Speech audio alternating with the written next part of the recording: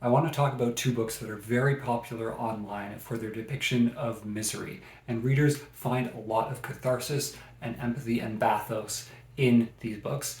And I don't like them very much, and I have specific reasons why that I'm going to lay out for you here, as well as I'm going to compare them to two other books that I think do misery and horror a lot better and for better reasons and work much better as works of literature. So I'm talking about Hanya Yanigahara's A Little Life and much more controversially John William Stoner. Both these books, I think, are artificial in their creation of suffering, and while it works to really bathe readers in misery, I don't think it holds up as a larger, deep work of literature. And I want to compare them to two, I think, really successful works. I know it's a bit of a cop-out to compare anyone to Toni Morrison, but her debut novel, Bluest is one of the most traumatic things you will read, and there's a point to it, and I think that works really well, which I'll get into. As well, a more modern novel, which is Fernanda Melchor's Páradais. I had her debut novel, Hurricane Season, in my top reads of 2022. Páradais I didn't love as much because it was absolutely horrifying to read, but again, I think Melchor does something that Stoner and A Little Life do not do that makes it still a worthwhile read despite being a hard read. Now, a lot of A Little Life lovers and haters will have read Andrea Longchu's seminal, I think, takedown of Hanya Yanigahara, and I think a lot of it holds up, and a lot of the same reasons that Longchu gives for disliking this book are the same that I had. It feels artificial. You have a whole bunch of characters and all of them achieve incredible success, essentially so that Yanigahara can showcase the lifestyles of the wealthy people. But unfortunately, none of it feels quite real because it doesn't feel like any friend group you know where everyone just suddenly achieves artistic and financial success in whatever field they choose, no however wide ranging. But of course, then the narrative falls away from this sort of artificial friendship and it continually focuses more and more on the suffering of Jude, who I think Longchu accurately describes as a little puppet that Yanigahara just pokes and pokes and pokes again. I think I was invested a bit because the writing is quite nice, it's lush, it's vibrant, but as the suffering got more and more, it started to become almost comical in what horrible thing that Yanigahara could set up next. And it just became more and more steamrolling into a horrifical, gory snowball. You're left with the question, I think, at a lot of literature, what was the point of all that suffering? And for me, the point of A Little Life was to make you suffer along with Jude and just the horrific climax and horrible come down and just endless suffering. And to me, it felt completely undeserved. There's no reality to this. It's so extreme in the suffering that it feels artificial and you sort of feel like they are just voodoo puppets that are being poked. The thing that I would compare this to is the French extremity or the new extremity in horror movies that became really big around the 2000s, where you just had these horrific depictions of people suffering, and people thought it was really interesting and unique, but it was really just torture porn. This is literary torture porn. I don't think there's a larger point other than to try to poke at that horror. And I think it doesn't interest me as a novel to just poke at horror. The one new extremity movie that's worked for me was Martyrs, because it is a critique of these sort of films that create suffering for no other purpose or for an illusory purpose. And I think I just mix in Yanigahara with those things. They don't do anything for me. And while some people might feel a lot of sentimentality for it and just the extremity of Jude's suffering, at the end, I'm left with what is the point other than Yanigahara creating torture porn to evoke and pull these reactions out of you for no other purpose than her own literary enjoyment. And that's not something that I'm interested in doing. And now I have a take that a lot of people have come at me even for mentioning it in passing, and that's that I don't like John William Stoner very much, and I think it is cliched in its writing. Stoner is the examination of a wasted, quote-unquote, life of a university professor. Stoner essentially falls in love with literature, has an unsuccessful marriage, has an unsuccessful affair, his career stagnates, and he passes away. And it's been shown as a sort of examination of the dignity of a suffering life. But for me, Stoner felt contrived in the same way as Yanigahara, because Williams never really penetrates into the heart of Stoner. The writing has been praised as sort of this muffled way, but it ended up making me feel smothered, because the whole point of Stoner is he falls in love with literature at a certain class, but Williams never articulates what exactly makes him fall in love. So we never get the internality of Stoner to really penetrate into his suffering. But that is not the overall issue that I have. It's that everyone who makes Stoner suffer is put in the narrative simply to make Stoner suffer. His academic rivals are both deformed men angry at the world and make him suffer for no reason. And then his wife is a shrew and harps on him. And of course he has his doomed love affair. And again, the love affair is existing only to torture him. You have these sufferings of Job where you have an angry God of a writer who is putting this over and over onto Stoner, and it just feels like too much because we're not given enough of Stoner to make it worthwhile, and we're not given enough of the antagonist to make it feel organic at all. For a novel that's been very praised for its depiction of a life, the life to me felt very cardboard cutout, because you can see what Williams is doing, and at the end I wasn't left with much to hold on to because the Stoner that Williams depicts doesn't show enough. Now you may think that my future Toni Morrison comparison is unfair, and this might also be unfair, but I was reminded of The Death of Ivan Ilyich, Tolstoy's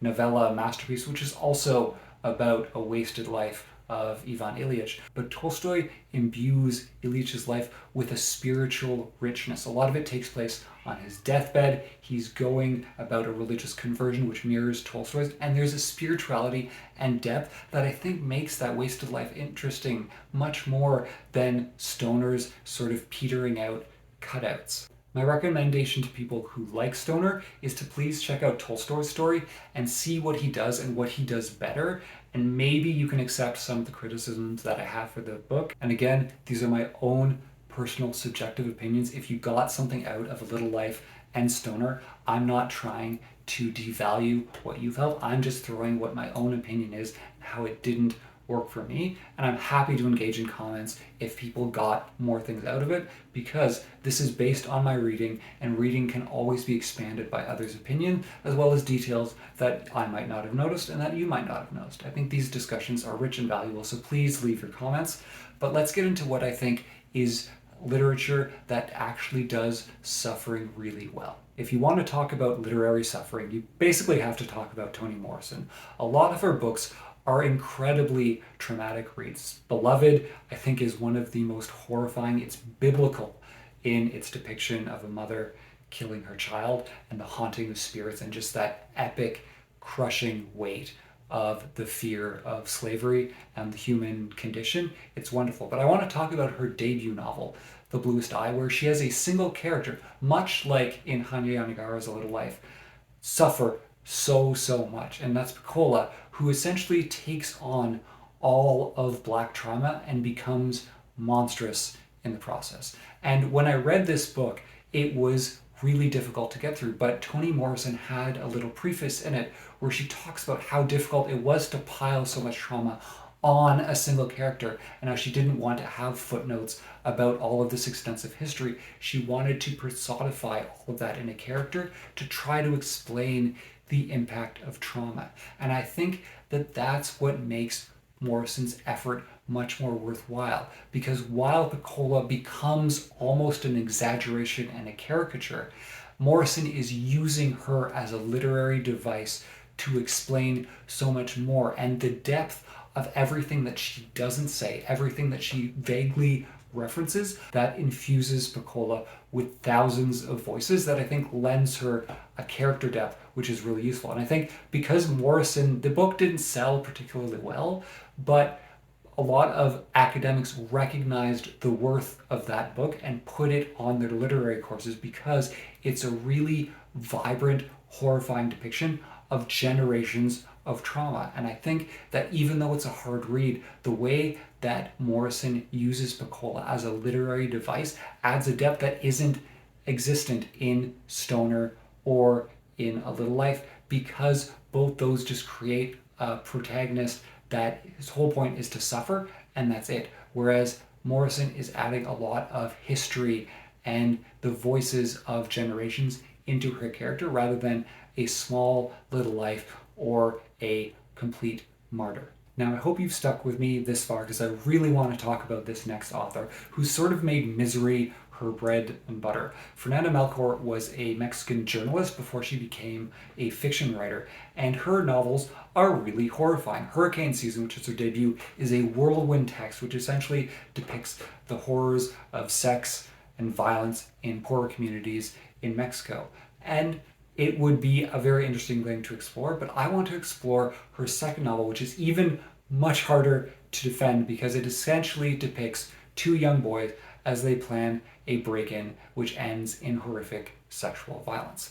And unlike in Hurricane Season, where Melchor has an array of voices and you get a picture of a community similar to Morrison's work, where you can feel the voices of generations underneath the characters, as Melchor is trying to sympathetically depict how trauma can become violence and can be passed on to other people, particularly towards women. And I think that, again, instead of having something exploitative, we are using trauma for a larger purpose to create empathy of societal ills rather than having characters be playthings for vengeful spirits and gods, which are the authors. But in Páradais, we get an unflinching, only perspective of these two boys, particularly Polo, who is a young gardener who has a lot of class resentment, but we have his partner, sort of a instigator, who is Fat Boy, who is a rich bored kid. And so it depicts these two threads of wounded, violent, and resentful masculinity and what it can create. And it is a horrifying read because Melchor is putting you into the heads of these characters who you know are going to commit a horrible act, and she brings you all the way up to and to the act. But I think as a way to depict the horrible consequences of something, it's so much more insightful and interesting than the cardboard characters that Yanigahara creates just to suffer, because Melchor is trying to understand the psychology of why someone would commit something, not just what the consequences of a trauma would be. And so while it's a hard read, I think it's a really valuable literary device to try to get into the heads of people that commit some crimes, whether out of boredom or spite or of misdirected masculinity, to really get into something that might be productive. And so I don't view it as exploitative in the same way as sort of torture porn, or in the sort of extremity of A Little Life, or the muffled smotheredness of Stoner, because again, Melchor is using this to try to create a richness and to speak to the wider world. Yanigahara and Williams essentially, to me, create snow globes. They are perfectly encased and they don't speak to something wider because they're so carefully constructed to just torture their protagonists. Whereas I think in more successful literature, you have something that speaks out and you can connect to, and something that isn't so closed off from the rest of the world. And so I'm really interested in whether other people have agreed with this take, or if there are some very violent disagreements. Please let me know in your comments, as well as if there are other books that you think really use misery well or ineffectively, because I think there are a lot of books that use misery particularly ineffectively. Again, I'm not trying to be controversial with these takes. These are just my subjective opinions after reading hundreds and hundreds and hundreds of books and what I get out of literature. If you got something else, please let me know. If you like this sort of content, like and subscribe. I'll have more book recommendations for you soon, as well as literary analysis, because I think it's always interesting to talk about what we want to get out of literature and what we think is successful and unsuccessful. Why it doesn't work for us might work for some others. Please don't leave too many hate comments, but if there's any productive discussion to be had, I'm happy to have it. Let's talk about all the interesting books that are out in the world.